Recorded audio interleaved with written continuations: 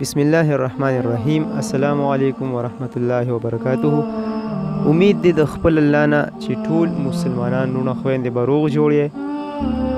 مسلمانانو رونو خويندو نن درله یو وظیفه در کومه، اگر چې لږه مشکله ده خو ډیره زیاته مجربه ده او ډیره زیاته طاقتوره ده.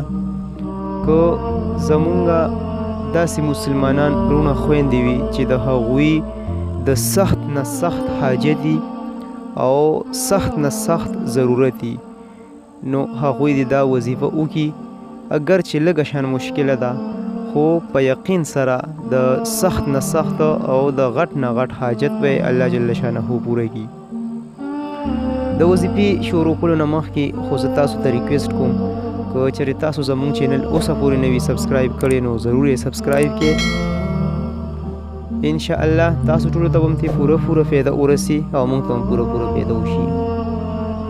وظیفه داسې ده چې څوک هم غواړي چې داسې حاجت یې وي د سخت نه سختي مشکل نه مشکلي.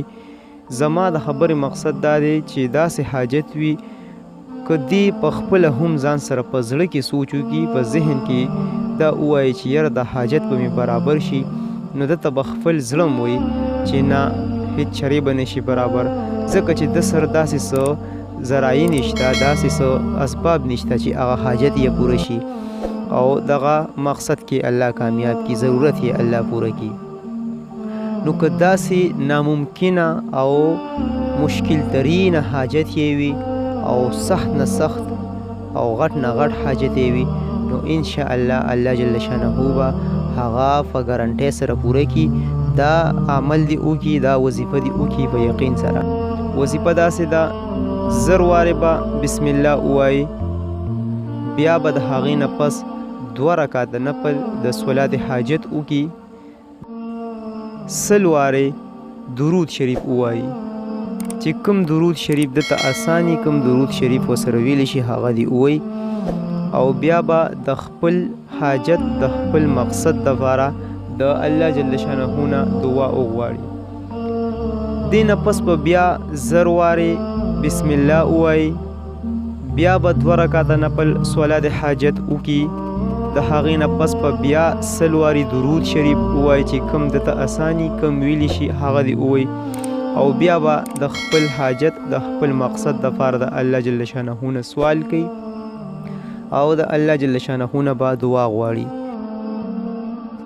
دا عمل به دی جاری ساتي د هغې پورې چې کله 12,000 ځله چې کوم دی بسم الله ووایي او دې سره دقسې په روټین کې یو شان 2 رکعاته د صلات حاجت مونځ کوي 0 بسم الله بسې، او بیا 100 وارې درود شریف وایي، او بیا د الله جل شانه نه د خپل مقصد او د خپل حاجت پوره کولو سوال.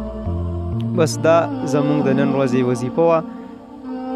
ان شاء الله په بل ویډیو کې بیا ملاقات کوو. زه اوس تاسو ټولو نه اجازت غواړم. جزاکم الله خیرا کثیرا.